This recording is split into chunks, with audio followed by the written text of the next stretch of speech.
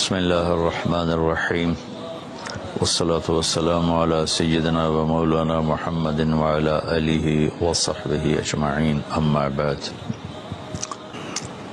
شعبان کا مہینہ چل رہا ہے اور رمضان کی آمد ہے۔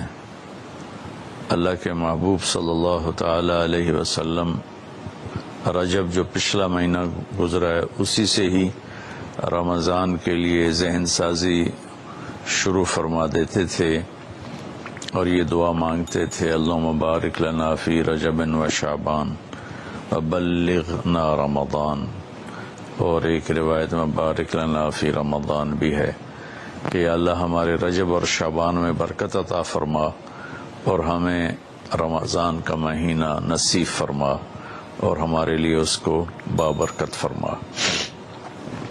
اور شعبان میں آپ کثرت سے روزے رکھتے تھے اور اس میں 15 شعبان کے بارے میں اس کے فضائل موجود ہیں احادیث پاک میں، اور فیہا یفرق کل امر حکیم امرا من عندنا انا کنا مرسلین، سورہ دخان کی یہ آیت ہے شروع کی، حامیم الکتاب المبین انا انزلناہ فی لیلۃ مبارکۃ۔ تو بعض مفسرین اس سے 15 شعبان لیتے ہیں اور کچھ لیلۃ القدر لیتے ہیں۔ تو 15 شعبان کے روزے کا اہتمام یہ ہر دور میں اللہ کے نیک بندے اس کا اہتمام فرماتے رہے، اور حدیث پاک میں بھی اس کی فضیلت آتی ہے کہ اس رات حدیث صحیح ہے، ان اللہ یطلع علی اہل الدنیا، اللہ تبارک و تعالی ساری دنیا کے انسانوں پر اس رات میں اپنی نظر کرم فرماتے ہیں اور ان کی بخشش کے فیصلے فرماتے ہیں، سوائے 2 شخصوں کے، الا المشرک والمشاہن، ایک جو شرک کرنے والا ہو یعنی غیر مسلم ہے، مشرک ہے، جو ایمان سے محروم ہے، اور دوسرا مشاہن۔ مشاہن کون ہے؟ کینہ رکھنے والا، ایک دل کی کیفیت ہے بغض اور اس سے شدید ہے کینہ۔ بغض ہوتا ہے کہ مجھے کسی سے نفرت ہو گئی، اس کیفیت کا نام بغض ہے، اور کینہ اس سے شدید ہے کہ نفرت بھی ہے اور اس سے نقصان پہنچانے کا پکا ارادہ بھی ہے۔ اس کیفیت کو، جس میں کسی کو نقصان پہنچانے کا ارادہ چل رہا ہو، اسے شحناء کہتے ہیں، اور اس کیفیت والے کو مشاہن کہتے ہیں، اور ہماری زبان میں اسے کینہ کہتے ہیں۔ تو اس رات میں اللہ تعالیٰ بخشش فرماتے ہیں۔ اس رات کا روزہ اللہ کے محبوب صلی اللہ تعالی علیہ وسلم رکھا کرتے تھے، اور بعض روایت میں 1 سال کے صغیرہ گناہوں کی بخشش کی بھی فضیلت بیان کی گئی ہے۔ بہرحال ہر دور کے صالحین، علماء، صوفیاء اس روزے کا اہتمام فرماتے چلے آئے ہیں۔ اس رات کا اگر کچھ قیام ہو جائے اور روزہ رکھا جائے تو ہمارے اعمال میں ایک اچھے عمل کا اضافہ ہے اور ہماری نیکیوں میں اضافہ ہے، اور اس کے لیے اپنے آپ کو اگر کسی سے نفرت ہے تو پاک کیا جائے، بغض ہے تو اسے دور کیا جائے، کسی کے ساتھ ایسی دشمنی پیدا ہو گئی ہے کہ شیطان ہمیں وہاں تک پہنچا چکا ہے کہ ہم اس کو نقصان پہنچانا چاہتے ہیں، اس سے بھی اپنے آپ کو بچا لیا جائے کہ ایک دن فیصلہ اللہ تعالیٰ نے کرنا ہے۔ اس دن حقوق العباد کی عدالت بہت سخت ہوگی۔ حقوق اللہ کی عدالت میں وہ سختی نہیں ہوگی جو حقوق العباد کی عدالت میں شدت اور سختی ہوگی، لہذا کسی پر ظلم کر کے نہ مریں، کسی کا حق لے کر نہ مریں۔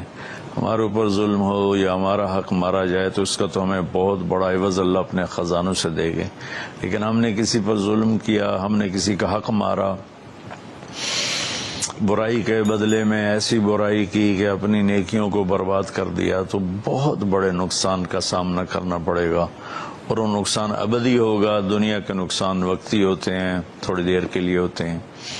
تو اس رات کے لیے کچھ جاگنے کا بھی اہتمام ہو جائے، روزہ بھی رکھ لیا جائے، اگر رمضان آ رہا ہے اس کے لیے دعا مانگی جائے، اللہ تعالی ہمارے رمضان میں برکت عطا فرمائے اور ہمیں اس کے استقبال کی اللہ تعالی ہمیں توفیق نصیب فرمائے۔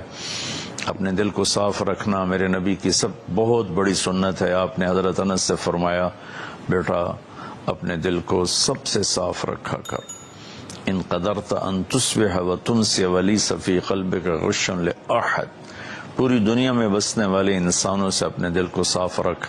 پھر آپ نے فرمایا یا بنی وذالک من سنت، آپ نے فرمایا میرے بیٹے یہ میری بہت بڑی سنتوں میں سے ایک سنت ہے۔ ومن احب سنتی فقد احبنی ومن احبنی کان معی فی الجنہ، جو میری اس سنت سے پیار کرے گا مجھ سے پیار کرے گا، اور جو مجھ سے پیار کرے گا وہ جنت میں میرا ساتھی ہوگا۔ تو ہم اپنے دل کو سب سے صاف کریں، ساری دنیا کے انسانوں سے اپنے دل کو صاف رکھیں، تو اللہ تعالی ہمارے ساتھ بہت آسانی اور نرمی کا معاملہ فرمائیں گے، اور بہت ہی سہولت کا معاملہ ہو جائے گا۔ اللہ کو پسند ہے اس دل کو صاف رکھنا، لوگوں کے حسد سے، بغض سے، نفرت سے، کینہ سے، عداوت سے، حقارت سے۔ میرے نبی نے فرمایا کسی انسان کے برا ہونے کے لیے بس اتنا ہی کافی ہے کہ دوسروں کو حقیر جانے، بِحَسْبِ امْرِئٍ مِّنَ الشَّرِّ ان یحقر اخاہ المسلم، کسی انسان کے برا ہونے کے لیے ضروری نہیں کہ وہ بہت بڑے بڑے گناہ کر رہا ہے تو وہ برا ہے، وہ بھی برے ہیں، لیکن آپ نے فرمایا کہ کسی کے برا ہونے کے لیے اتنا ہی کافی ہے کہ اوروں کو حقیر سمجھے، اپنے آپ کو اچھا سمجھے۔ اور یہ جو لوگ تھوڑا سا شریعت کے پابند ہیں، نیکی پر چل رہے ہیں، گناہوں سے بچ رہے ہیں، اور شیطان کے داؤ میں نہیں آئے، گناہوں سے پرہیز ہے، ان کو شیطان اس طرف سے مار دیتا ہے کہ وہ انہیں اپنی نیکی کے تکبر میں پھنسا دیتا ہے، اور اوروں کی حقارت اور کمی اس کا شکار کر دیتا ہے۔ اس میں بہت بڑا طبقہ پھنسا ہوا ہے، پھنسے چلے جا رہے ہیں۔ اس سے اللہ تعالیٰ مجھے بھی بچائے، آپ کو بھی بچائے، سارے سننے والوں کو بچائے۔ تو ہم اس شعبان کے مہینے میں رمضان کی تیاری کریں۔ 15 شعبان کا اگر روزہ رکھا جائے تو بہت بڑی فضیلت ہے، رات کو جاگا جائے، کوئی خاص عمل کوئی نہیں 15 شعبان کا۔ ہمارے ہاں بدعات بھی شروع ہو جاتی ہیں، کوئی مسجدوں میں اکٹھے ہو کے کوئی صلاۃ تسبیح پڑھ رہا ہے، کوئی کچھ کر رہا ہے، کوئی کچھ کر رہا ہے۔ اس رات کا کوئی مخصوص عمل کوئی نہیں ہے، اس رات کا مخصوص عمل بس دعا ہے، تہجد ہے، تلاوت ہے، انفرادی طور پر ہے، اجتماعی طور پر کرنا کہیں سے ثابت نہیں ہے۔